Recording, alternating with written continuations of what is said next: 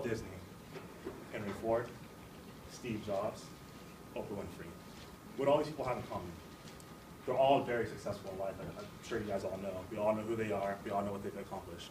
But something that not very many people know about them is that they have fallen on their face more than a few times. They've all failed quite a few times, but didn't stay down when they failed. They got back up and kept going.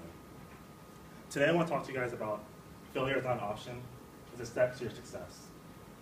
I know a lot of times as we fail, we become sad, not driven anymore. We kind of just want to give up and not carry on anymore. But the thing is, you should know is you can learn from your failures. You can pick yourself up and know when to carry on after you fail. I know when you hear the word failure, there's a lot of negative connotation to it. What does it mean? It means a lack of success. People hear it and think that the person's unsuccessful or that thing is unsuccessful. But if you have the right mindset, it can actually be something a lot more to that. It can be, you can look at it as your starting line, as part of a process, as part of a way that you can continue on with your life and learn from it and become even more successful in what you're doing. So I want to talk to you guys today about a few points that you can take from your failure, what you can get from it, and how you can carry on from it and be more successful in what you do. The first thing is, you have to learn from it. You can't just blow it off. I know a lot of people, when they fail, they don't want to think about it anymore. They sometimes just want to wipe it from their mind and just continue going from what they're doing. But the thing is, you have to take it, reflect on it, see how you feel, and basically what you can get out of it. I know something for me was, whenever I'd fail, like any kind of sport or something, if we lost, I would just blow it out of my mind, not even try and think about it anymore, just be super embarrassed, not want anybody to know about it, But the thing is, what you can do is learn from it. How did we work together as a team? Did we communicate effectively? What went wrong that made us basically fall apart? So when you learn from your failure, reflect on it, process the feelings. Was it something that was in your control? Was it a mistake you made? I know a lot of times when we make mistakes, we kind of just don't want to think about it anymore.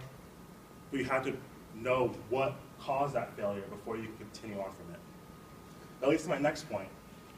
Admit your faults and take responsibility. Acknowledge what you did wrong. Could I have done better? Did I study like I was supposed to? Did I push myself as hard as I could have? What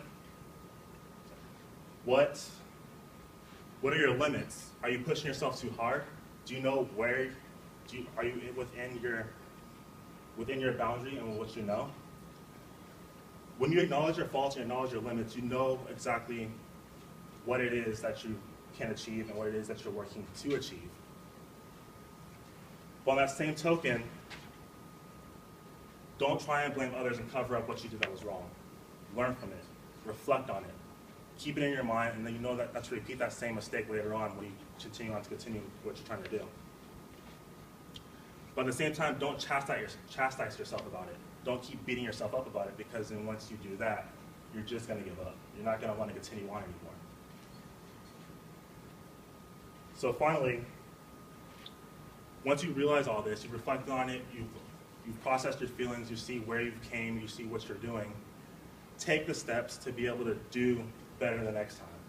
Notice I didn't say try. Do it. When you try, you give yourself room to not commit. You give yourself room to back out of it. When you do it, though, you're saying to yourself, I commit to it and I'm going to do it. When you take these steps, it helps to give you a better picture of the progress you've made and where you came from. So when you're making these steps, actually commit to it, actually do it, continue with it, and you'll see the amount of progress you're making. And most importantly, don't give up. Be willing to move past your comfort zone. It's going to hurt a little bit when you move out of your comfort zone. I know for many of you who are graduating, it's going to be hard. You're not in your comfort zone anymore. You're not going to be surrounded by friends anymore, around the teachers who can be able to support you. You're actually on your own. You're actually trying to make yourself be successful within this life. So take comfort in the fact that you're not alone, though. There's other people just like you who are trying to get out there as well, find a job, and they'll be there to support you guys. And most important, and also, if you stay in your comfort zone, you're limiting your opportunities.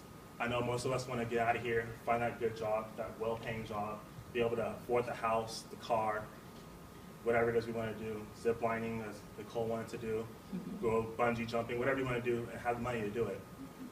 But you can't do that if you stay in your comfort zone. If you stay in your comfort zone, you're not going to be able to experience the new things that are out there for you.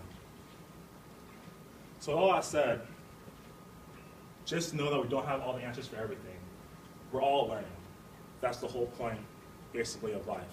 If you knew all the answers to everything, I'm pretty sure life would be pretty boring. You wouldn't be able to get to where you want to. You'd be able to do whatever you want to do, and there'd basically be what's the fun in that? You can do anything you want to do, you know? So recognize that failure is normal, and that it's necessary. And when you fall, don't stay down. Brush yourself off, get back up, keep aiming towards your goal. Thank you.